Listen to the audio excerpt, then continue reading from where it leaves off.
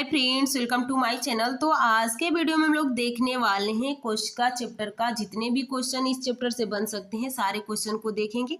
तो आप लोग थ्योरी की क्लास नहीं देखे हैं तो ज़रूर देखिएगा। तो चलिए आज की वीडियो स्टार्ट करते हैं। आज का पहला क्वेश्चन है, किसी कोशिका में मौजूद सबसे बड़ा कोशिकांग कौन सा है। तो सबसे बड़ा कोशिकांग कौन सा होता है? अंतःप्रद्रव्य जालिका। अगर आप थ्योरी नहीं पढ़े हैं तो इस क्लास को देखने के बाद जरूर पढ़िएगा थ्योरी से आपके सारे कंसेप्ट क्लियर हो जाएंगे। क्योंकि हम लोग इसमें ज़्यादा डिस्कशन नहीं करेंगे, ज़्यादा डिस्कशन करेंगे तो ये वीडियो लंबी हो जाएगी, क्योंकि इसको हम लोग ऑलरेडी पढ़ चुके हैं। तो आप लोग उस क्लास को ज़रूर देखिएगा। कुछ अंतःप्रद्रव्य जालिका क्या होता है, नाभिक क्या होता है, माइटोकॉन्ड्रिया होता है, गोल्जी का क्या होता है, ये सारे इनके बारे में हम लोगों ने डिटेल से पढ़ा है। तो ये पूछा गया है कि सबसे बड़ा कोशिकांग कौन सा है। तो अंतःप्रद्रव्य जालिका। अंतःप्रद्रव्य जालिका का दो भाग होता है, एंडोप्लाज्मिक रेटिकल, एक रफ होता है एक स्मूथ होता है। रफ का कार्य होता है प्रोटीन बनाना, स्मूथ का कार्य होता है आप लोग का वसा बनाना और वसा बनाएगा। उसके बाद यहाँ पे नाभिक बिल्कुल बीच में होता है, केंद्रक किसको कहते हैं, इसमें डीएनए पाया जाता है। गोल्जी का ये कोशिका पैकेजिंग का कार्य करता है, पुलिस ऑफ ट्रॉफिक यानी उसको पुलिस का नाम भी दिया गया है। माइटोकॉन्ड्रिया ये ऊर्जा ग्रह यानी हमारे बॉडी का पावर हाउस है, ये यहाँ से एटीपी का निर्माण होता है जिससे हमें ऊर्जा मिलती है। इसके अंदर क्रेब्स साइकिल चलता है। तो चलिए अगला क्वेश्चन देखिए, निम्नलिखित में से किस कोशिकांग की कोशिका का प्रोटीन कारखाना कहा जाता है। तो यहाँ पे सही ऑप्शन हो जाता है राइबोसोम। निम्नलिखित में से कौन सा कोशिकांग केवल पशु कोशिका में पाया जाता है। तो पशु कोशिका में क्या पाया जाता है, पशु कोशिका। इसका मतलब कहने का मतलब है कि जंतु कोशिका में पाया जाता है, प्लांट में नहीं पाया जाता है। तो लाइसोसोम केवल जंतु में पाया जाता है, राइबोसोम पेड़ पौधों में पाया जाता है, गोल्जी बॉडी पेड़ पौधों में और जंतुओं में पाया जाता है, सेंट्रोसोम केवल पेड़ पौधों में पाया जाता है। तो लाइसोसोम केवल जंतु में पाया जाता है। वहाँ पे पूछने का थोड़ा सा पशु कह दिया है। अगला देखिए, निम्नलिखित में से अर्धसूत्रण के लिए कौन सा कथन सत्य नहीं है। अर्धसूत्रण दो चरणों में होता है। अर्धसूत्रण के परिणाम स्वरूप परिणामी कोषों में गुणसूत्रों की संख्या 2 गुनी हो जाती है। अर्धसूत्रण के दौरान जनक कोशिका के जीन परिमाणी कोष को में मिश्रित हो जाता है। जनन ग्रंथि गोनाड में अर्धसूत्रण युग्म के उत्पादन के लिए होता है। तो यहाँ पे सही ऑप्शन हो जाएगा, अर्धसूत्रण के परिणाम स्वरूप परिणामी कोष में गुणसूत्रों की संख्या 2 गुनी नहीं होती है, आधी हो जाती है।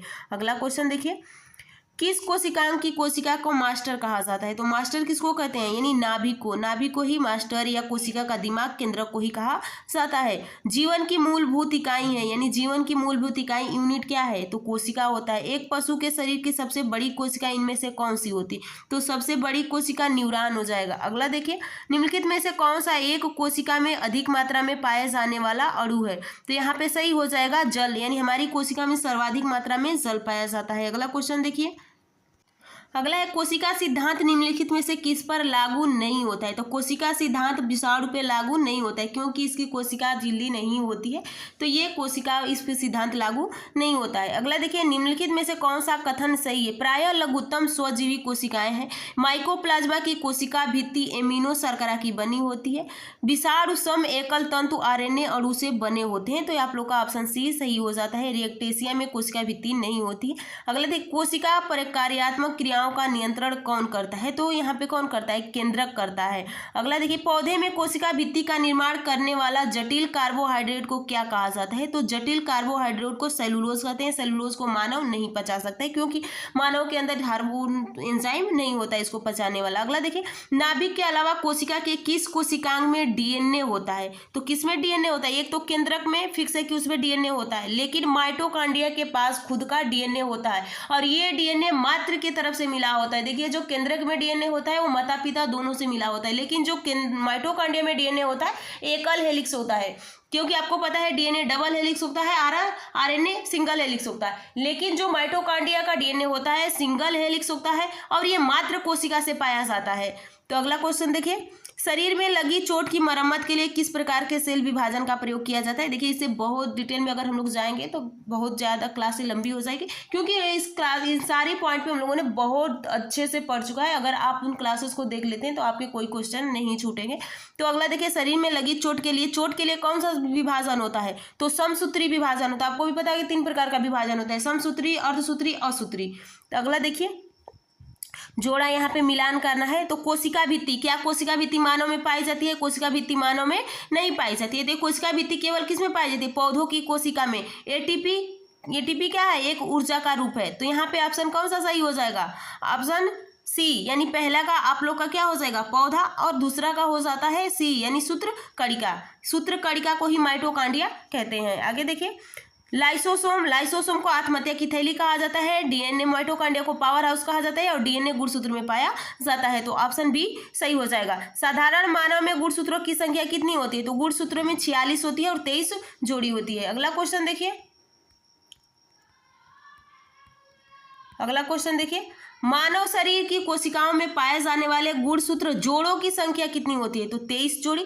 जीवों में अत्यधिक विविधता का कारण है, यानी अत्यधिक विविधता किसमें होगी? उत्तक परिवर्तन में। निम्न में से किसमें लिंग गुणसूत्र नहीं होता है? यानी लिंग गुणसूत्र नहीं होता। छिपकली में कोई लिंग गुणसूत्र नहीं होता है। तो सही ऑप्शन हो जाता है आप लोग का छिपकली। अगला देखिए पादप कोशिका जंतु कोशिका से किस प्रकार भिन्न होती है? तो पादप कोशिका में कोशिका भित्ति पाई जाती है, लेकिन जंतु कोशिकाओं में कोशिका भित्ति नहीं पाई जाती है। कोशिका झिल्ली सब जंतु और पादप दोनों में पाया जाता है। जंतु कोशिका में निम्न में से क्या अनुपस्थित होता है? तो जंतु कोशिका में क्या अनुपस्थित होता है? सेलुलोज या कोशिका भित्ति, ये दोनों अनुपस्थित होता है। अगला देखिए जैव कोशिका का कौन सा भाग पावर हाउस कहलाता है? तो माइटोकॉन्ड्रिया।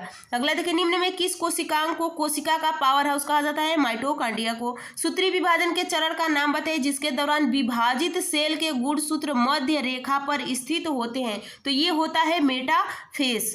पौधों में पाया जाने वाला नीला, बैंगनी या लाल फ्लोएनाइड वर्णक किसकी उपस्थिति के कारण होता है? तो ये सही ऑप्शन हो जाएगा आप लोग को एंथोसाइनिन के कारण होता है। निम्नलिखित में से कौन सा कोशिकांग पादप कोशिका में पाया जाता है किंतु पशु कोशिका में नहीं पाया जाता है? तो क्या पाया जाता है? यहाँ पे क्लोरोप्लास्ट हो जाएगा। अगला देखिए निम्नलिखित में से कौन सा घटक पत्तियों का हरा रंग प्रदान करता है? तो सही आ जाएगा क्लोरोफिल। प्रोटीन संश्लेषण, यानी प्रोटीन संश्लेषण के लिए लाइसोसोम और सेंट्रोसोम, अंतःप्रद्रव्य जालिका और राइबोसोम। अगला ऑप्शन देखिए अगला ऑप्शन है गॉल्जी उपकरण और माइटोकॉन्ड्रिया या लाइसोसोम और माइटोकॉन्ड्रिया। तो सही ऑप्शन हो जाएगा ऑप्शन बी। अगला देखिए प्लाज्मा झिल्ली बनी होती है तो प्रोटीन, लिपिड्स और कार्बोहाइड्रेट। तो सही ऑप्शन हो जाता है डी, यानी ए तथा बी दोनों का बना होता है, यानी प्रोटीन और लिपिड्स दोनों का बना होता है। अगला देखिए मानव शरीर के किस अंग में लसिका कोशिकाएं बनती है? तो लसिकाएं कोशिकाएं तिल्ली यानी प्लीहा में बनती है। स्तंभ कोशिकाएं अनुसंधान के क्षेत्र में नवीनतम विकास के संदर्भ में निम्नलिखित कथनों पर विचार कीजिए। बीज पुट्टी अवस्था पर भ्रूण मानव स्तंभ कोशिकाओं का एकमात्र स्रोत है। स्तंभ कोशिकाएं बीज पुटियों को नष्ट किए बिना प्राप्त की जा सकती है। स्तंभ कोशिकाएं वस्तुतः अनंत काल तक स्वयं ही पात्र संजीवित हो सकती है। भारतीय अनुसंधान केंद्रों ने कुछ कोशिका रेखाओं को भी सृजन किया जिन्हें कई प्रकार के ऊतकों के में विकास किया जा सकता है। तो सही ऑप्शन हो जाएगा पहला, दूसरा, तीसरा और चौथा। अगला क्वेश्चन देखिए निम्नलिखित में से कौन सा कथन प्राणियों में स्तंभ कोशिकाओं के प्रत्यारोपण के संदर्भ में असत्य है, यानी गलत पूछा गया है? तो ये प्राणी में जीवन भर स्वयं गुणन करती है। ये अंगों के क्षतिग्रस्त ऊतकों को मरम्मत करती है। ये एक या अधिक प्रकार के विशिष्ट कोशिकाओं के बनने की क्षमता रखती है। ये केवल भ्रूण में पाई जाती है। तो यही गलत है। अगला देखिए प्रकमित कोशिकाएं मृत्यु के कोशिकाएं और आणविक नियंत्रण को कहते हैं, यानी सेलुलर एंड मॉलिक्यूलर कंट्रोल को कहते हैं। तो क्या कहते हैं? एपाइप्टिसिस। अगला देखिए कोशिका शब्द का प्रयोग सर्वप्रथम किसने किया था? तो कोशिका शब्द का प्रयोग सर्वप्रथम रॉबर्ट हुक ने किया था। कोशिका भित्ति कहाँ पाई जाती है? तो कोशिका भित्ति पादप कोशिका में पाई जाती है। जीव द्रव्य के सूखे भाग में पाए जाने वाले सर्वाधिक तत्व कौन सा होता है? तो प्रोटीन होता है जो सूखे भाग में पाया जाता है, प्रोटीन। अगला देखिए तारककाय की खोज किसने किया था? तो वेवरी ने की थी, यानी सेंट्रोसोम की खोज किसने किया था? वेवरी ने की थी। अगला क्वेश्चन देखिए यहाँ पे, अगला क्वेश्चन देखिए सर्वप्रथम जंतु कोशिका में, यहाँ पे देखिए सर्वप्रथम जंतु कोशिका में राइबोसोम को किसने देखा था? तो सर्वप्रथम राइबोसोम को किसने देखा था? जी.ई. पैलेडे ने। माइटोकॉन्ड्रिया कितने आवरण की घिरी संरचना है? तो ये दोहरी संरचना होती है। यहाँ पे देख सकते हैं मैनेजर ऑफ ट्रॉफिक सिग्नल किसे कहा जाता है? तो यहाँ पे गोल्जी काय हो जाता है। अंतःप्रद्रव्य जालिका की खोज किसने की थी? तो अंतःप्रद्रव्य जालिका की खोज आर पोर्टर ने की थी। अगला देखिए कोशिका का ऊर्जा ग्रह कहे जाने वाले माइटोकॉन्ड्रिया नाम सर्वप्रथम किसने दिया था? तो सी बेंडा ने। कोलिकर ने सबसे पहले देखा, उसके बाद अल्टमैन ने बायोब्लास्ट नाम दिया और सी बेंडा ने इसका माइटोकॉन्ड्रिया नाम दिया। समसूत्री विभाजन किसमें होता है? तो समसूत्री विभाजन कायिक कोशिकाओं में होता है। गुणसूत्र में पाए जाने वाले अनुवांशिक पदार्थ को क्या कहते हैं? डीएनए। कोशिका का रसोई घर कहा जाता है यहाँ पे क्लोरोप्लास्ट को। इलेक्ट्रॉन सूक्ष्मदर्शी की खोज किसने किया था? नॉल तथा रस्का ने। निम्नलिखित में से सबसे छोटी कोशिकांग है माइकोप्लाज्मा। यदि माइटोकॉन्ड्रिया काम करना बंद कर दे तो कोशिका में कौन सा कार्य नहीं होगा? तो यहाँ पे सही ऑप्शन हो जाएगा भोजन का ऑक्सीकरण। अगला देखिए, फूल और बीजों को विभिन्न प्रकार के आकर्षक रंग प्रदान करता है, तो यहाँ पे हो जाते हैं क्रोमोप्लास्ट। पत्तियों का हरा रंग प्रदान करता है क्लोरोप्लास्ट। अगला देखिए, निम्नलिखित में से कौन सा कोशिकांग अंग मुख्य रूप से पाचक एंजाइमों का संग्रह को तरह कार्य करता है? तो सही ऑप्शन हो जाएगा ऑप्शन